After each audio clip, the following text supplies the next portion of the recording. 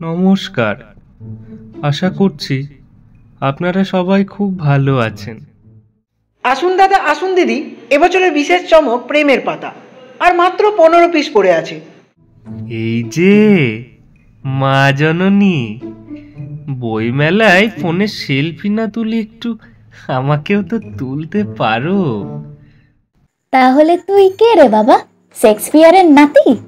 আমার আপডেটটি শুনলেন? শুনলাম। কেমন লাগলো?